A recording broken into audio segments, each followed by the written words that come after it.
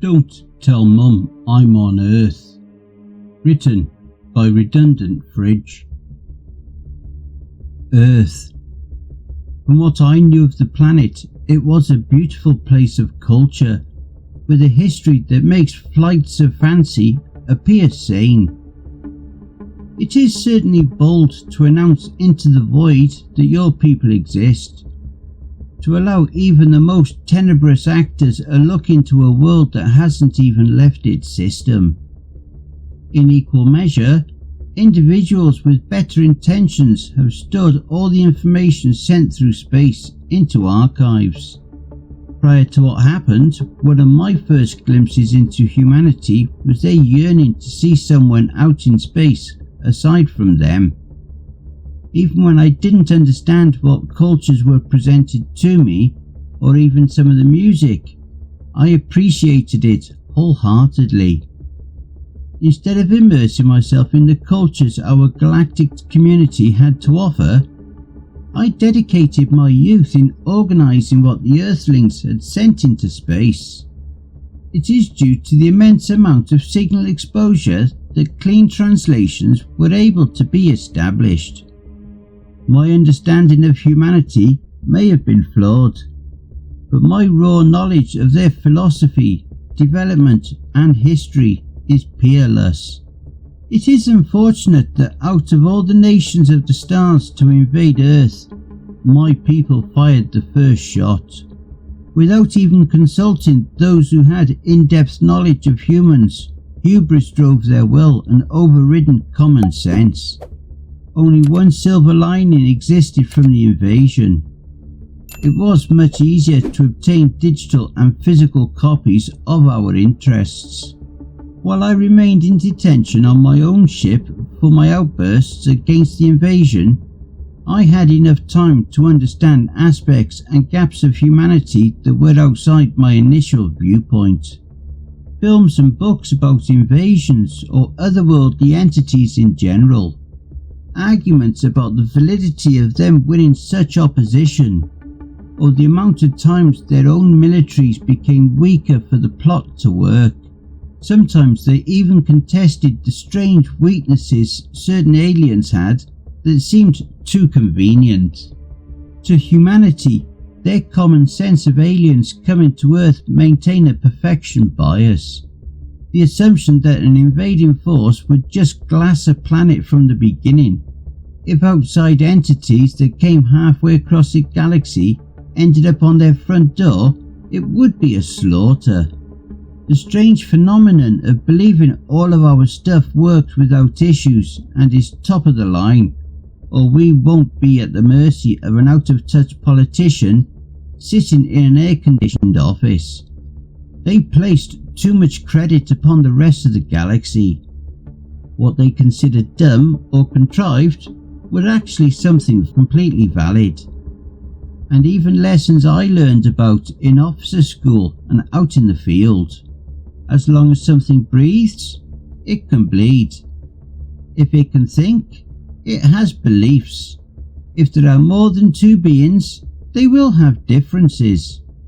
If it was made by mortal hands, it can be undone all the same. My people on all levels and echelons of government and military were undone by their own heightened sense of self-worth. Receiving constant updates from the guards overseeing my detention, I witnessed the evolution of humanity in real time. Enemies turned into allies. The vast environmental and ideology differences between Earth nations naturally caused confusion among our military. Humanity was flung generations ahead of the natural curve. In the worst possible scenario for my people, humanity's own self-worth and perception of their reality wasn't just validated, it was undone and reborn. Even when they had lost territories or their casualties skyrocketed, the fact they were holding on was nothing short of pure insanity. We had shown weakness by not throwing down everything with all our might. We demonstrated that our war machines could be felled. We lost the element of true shock and awe. However, I am uncertain if that would have made a difference in the end. A war projected to be 7 hours turned into a grueling 7 weeks endeavour. High-ranking officers were fired or cycled through, making matters significantly worse. While my forces bled, I witnessed the creation of a new norm from the humans. Simultaneously, support for the war had deteriorated into protests back home. In the face of hell, the humans still created art and music. Propaganda turned into reality. Heroes of all walks of life were forged. If humanity were to completely make it through, I suspect that their movie industry would be nothing but first contact war films for decades to come. In the midst of my analysis, a small group of my watchmen came by. The man in charge did not knock, only unlocking the door and stepping to the side. The people with him followed the same pattern, standing to the side at attention and allowing passage for me to exit. Congratulations, Seaman Recruit Bolshkufoldi. You have your rank back. The stress I was used to seeing from that man had calmed. Regret and pain in his eyes had been lessened by my presence. The tiniest smile was on his face.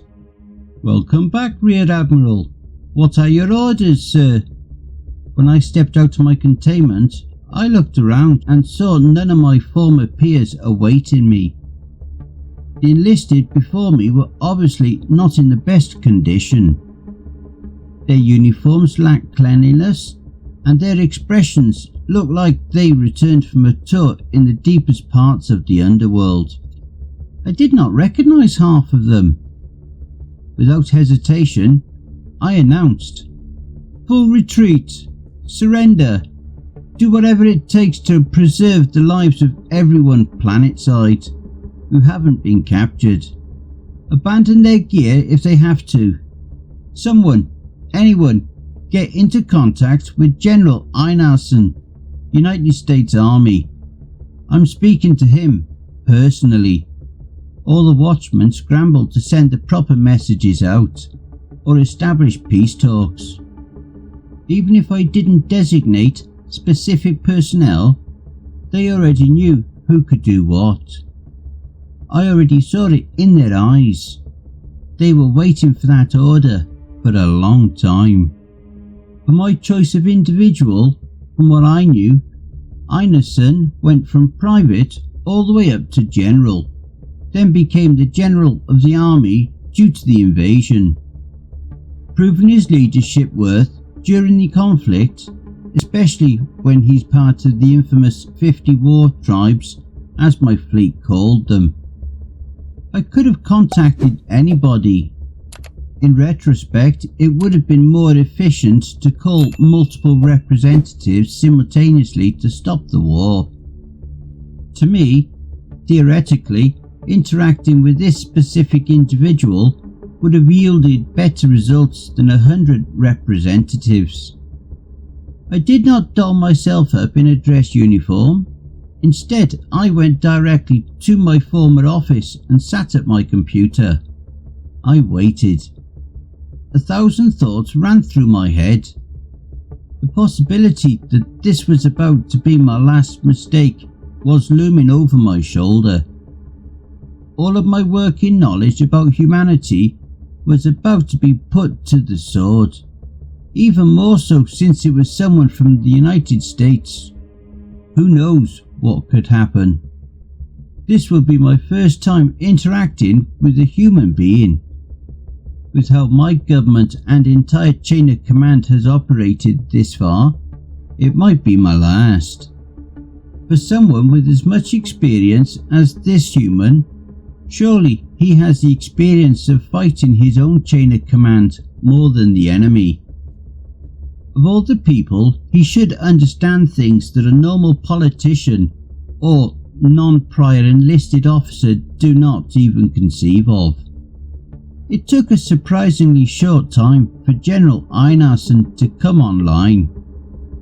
The man looked like he had just crawled out of a hole. Stone-faced, yet his eyes still had light in them. No dress uniform, instead wearing a messy working uniform. Instead of an office, he was in a tent. The only working thing he could sit on was a monoblock chair, and the amount of noise in the air sounded like taunts and celebrations. In the midst of my own anxiety, I cautioned to the wind and secretly recorded the conversation. "Both of us look like ass," I casually began. The stoic man immediately laughed. His healthy laughter told me everything I needed to know. I made the right choice.